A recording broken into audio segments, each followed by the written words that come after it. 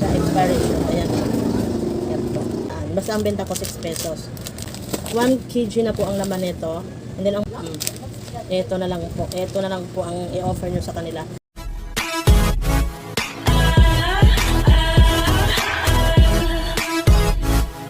Hello mga kasari, good morning. So dito na naman tayo sa YT. Yan, so minsan na lang talaga makapagparamdam sa inyo si Joverlyn P. Dahil alam nyo na po, lahat tayo ay meron ng pinagkakaabalahan talaga na iba-iba. So mga kasari, kung mapapansin nyo, iniba ko na yung ayos ng aking tindahan. Ito kasi diba dati dito yan nakaharang. So nagpakabit kasi ako ng internet, hindi ko siya makita. And then gusto ko yung internet, yung nasa ano niya is yung aking CCTV para kitang-kita talaga yung mga galawan dito sa tindahan. And then, may papaano lang kasi ako sa inyo, may papakita lang ako sa inyo ng mga bago kong paninda na galing sa TikTok shop, ino-order para magkaroon din kayo ng idea, tapos idagdag nyo rin po dyan sa inyong mga tindahan para dagdag din pagkakakitaan. Tapos, ang makaganda, hindi mo na kailangan pang lumabas para bumili ng mga ganitong item. Nandoon po yan sa aking TikTok shop. At legit na legit po, maraming nang sold out na binibenta din naman ng ating mga kapwa kasari din. Ito yung aking best seller kasi 'di ba noon ay latsaw. Yung latsaw ko best seller pa rin naman. So ngayon kasi nauuso na itong Milo Bites, Champ Bites ng Milo. Kaya syempre hindi dapat tayo magpahuli, di ba? Dapat kung meron yung ibang tindahan, meron din dapat tayo. Pero ako lang yung meron atang ganito pa dito sa amin. Kasi di ba kakaano lang nito. Benta ko nito ay 15 pesos. Alam nyo po mga kasari, lalong-lalo na kapag sa live nyo siya nabili, naku, ang mura lang. Bali, ang magiging puhunan mo lang kasi nito ay 9 ang bawat isa. So, binibenta ko siya ng 15 pesos para talagang yung ating tutubuin. Kapag nasa live kasi live ng TikTok shop, sa talagang pinakaano nito yung Nestle, nagla-live yan sila, so ang mura lang. Tapos free shipping pa. Kaya mabibenta mo rin siya nang makakaano talaga sa talagang puhunan mo. And then, pangalawang ano ko na po ito, order. Simula nung lumabas itong Milo Champ Bites. Kapag hindi kasi naka-live, ano siya, mahal siya yung shipping niya, kaya medyo lugi ka rin. Tapos maibibenta mo siya ng mahal, masyado. Ako wag na lang. Inaantay ko talaga yung live. Pero alam nyo mga kasari, kapag nagkaroon talaga ng stock yung Nestle, talagang ubusan, kakaano lang nila ubusan, kaya abang-abang talaga lagi. Tapos itong nauusong popping candy, yan.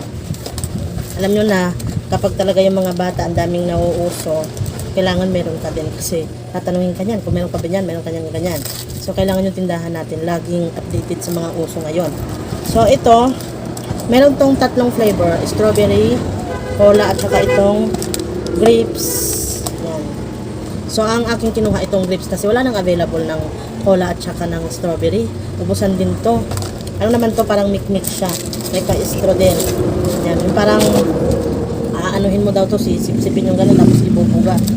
Gano'n, tapos may usok na parang maglalabas. Parang gano'n, yung parang mik-mik nga. Kung hindi ka mag-ano, mabibilaukan ka talaga yun. No? Tapos, ito, dito naman tayo sa parang cream stick. Pero milk yung kanyang flavor. Ito. Yan. So, sa ganitong seller nyo siya mabibili. Pero, kung may hirapan kayong maghanap na ito, nandoon to sa aking TikTok shop. Yan. Direct na kayo doon sa video. And then, meron doon yellow basket. Yun lang pang pipindutin nyo. Tapos, orderin nyo po kung ilan yung gusto nyo. May chocolate na ito. And, tapos, milk yung aking nakuha. To, and 2027 pa siya expiration. Ayan. 2027 pa, matagal pa. Yan. Dito naman tayo sa pa-jelly, ay pagami-gami. Kasi 'di ba yung ating gami na binebenta yung nilalagay natin sa garapon. Ito naman po ay nakapack na siya by ano. Yan. Marami na tong laman sa isang sachet na ganito. Binebenta ko siya ng 6 pesos. Tapos kung gusto niyo po malaman kung magkano siya per box, nandoon din po to sa aking TikTok shop. Hindi ko na kasi matandaan. Basta ang benta ko 6 pesos. So, ang laman nito ng isang box na ito ay 30 pieces. Ayan. Kung maraming bata dyan sa inyo tapos mahilig ng mga gami, ito, bilhin nyo po ito para kapag gusto nila ng ganito na kapak, meron kayong maibigay. Ganon. Dito naman po tayo sa cookies na Bartolomeo. Yan. Ito. Yan. Galing po ito sa Coco na seller. Kung gusto nyo rin po bumili, dito po talaga legit po itong ano na ito, account nila ng Coco, yung seller na yan. So, 1 kg na po ang laman nito. And then, ang mura lang po nito, ang dami ng laman. Binibenta ko po siya ng 5 pesos ang isa. Bali cookies po ito, bali pamalit ito sa Marie. Kasi 'di ba, yung mga kabataan noon, yung Marie.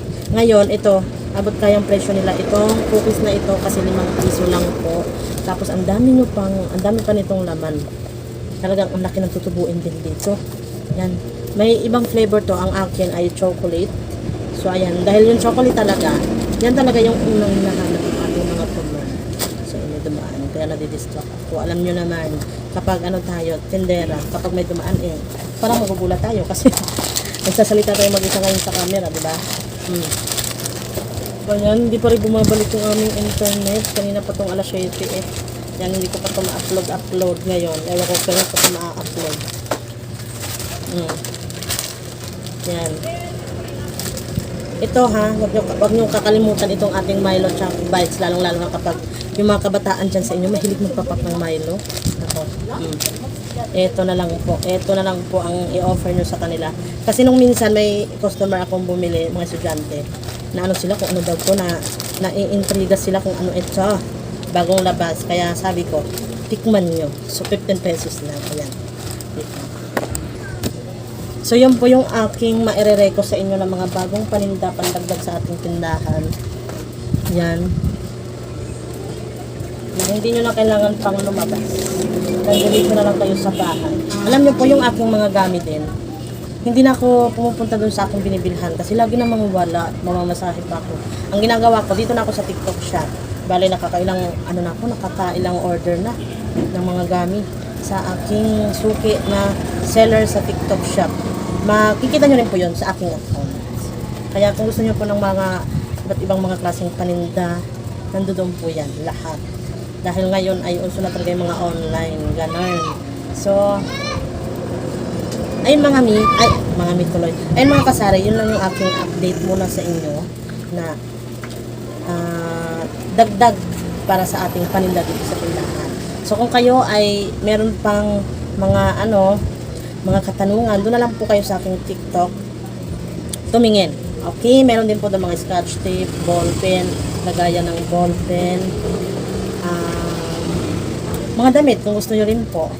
So ayun po, hanggang dito na lang yung aking pagbablog. See you and next vlog. Ayun, Bibisaya na naman. Pagpasensyahan nyo na po at Bisaya talaga ang tindera nyo. Okay.